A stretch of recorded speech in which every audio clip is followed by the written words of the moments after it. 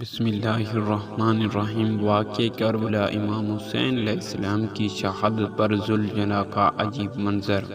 بسم اللہ الرحمن الرحیم۔ السلام علیکم۔ امام حسین علیہ السلام کا گھوڑا ذوالجناح نبی کریم صلی اللہ علیہ وسلم کے خاص اور بہترین گھوڑوں میں سے تھا۔ سرور کائنات حضرت محمد مصطفیٰ صلی اللہ علیہ وسلم کے استقبال میں 26 گھوڑے ایسے تھے جو اعلیٰ صفات رکھتے تھے۔ انہیں نبی پاک صلی اللہ علیہ وسلم نے مختلف نام اور القابات عطا فرمائے تھے۔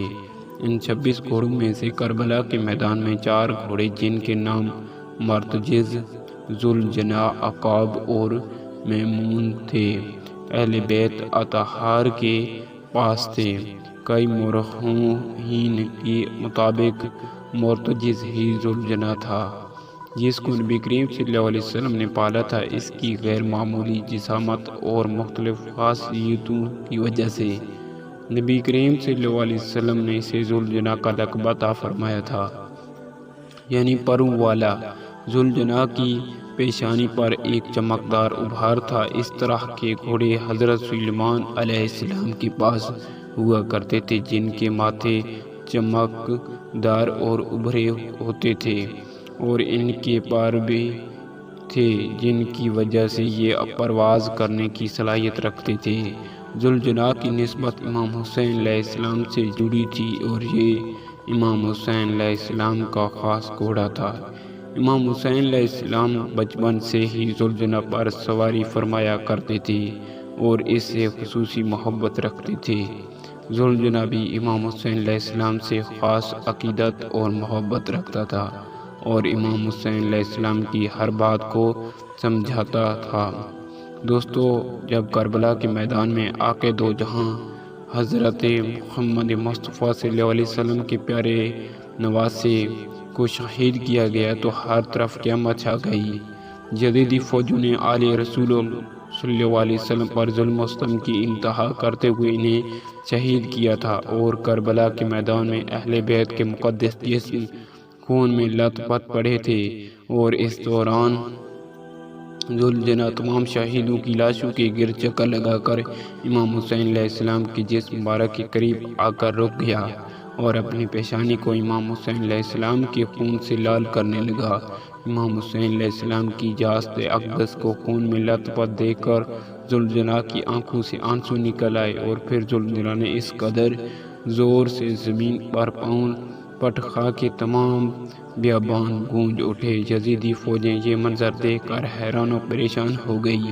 اس دوران عمر سعد ملعون کی نظر ذوالجناح پر پڑی تو یہ اپنے ساتھیوں سے کہنے لگا کہ اس گھوڑے کو پکڑ کر میرے پاس لے آؤ۔ یہ بدبخت بھی جانتا تھا کہ یہ گھوڑا ذوالجناح ہے اور نبی کریم صلی اللہ علیہ وسلم کے سب سے بہترین گھوڑوں میں سے ایک ہے۔ جنہوں نے رسول اللہ صلی اللہ علیہ وسلم کے پیارے نواسے کو نہیں چھوڑا، وہ لوگ آپ کے گھوڑے کو کیسے چھوڑ سکتے تھے؟ عمر سعد ملعون کے ساتھی جب ذوالجناح کو پکڑنے کے لیے اس کے قریب آئے تو اس نے ٹانگیں مار کر اپنا دفاع کیا۔ اس کی زوردار لاتیں لگنے سے کئی یزیدی مارے گئے۔ پھر کچھ سپاہی گھوڑوں پر سوار ہو کر اس کی طرف بڑھے تو ذوالجناح نے انہیں مٹکر مار کر زمین پر گرا دیا۔ بہت کوشش کے باوجود بھی ذوالجناح ان کے قابو نہ آیا۔ یہ دیکھ کر عمر سعد ملعون چلا گیا، اس کو چھوڑ دو، تو اس کے ساتھی پیچھے بٹ گئے اور دور سے ذوالجناح کی حرکات دیکھنے لگے۔ ذوالجناح پھر سے امام حسین علیہ السلام کے جسم مبارک کے پاس آ گیا اور اپنی پیشانی کو آپ علیہ السلام کے خون سے رنگ کر ایسے رویا کہ جیسے کوئی عورت اپنے جوان بیٹے کی لاش پر روتی ہے۔ اللہ اکبر!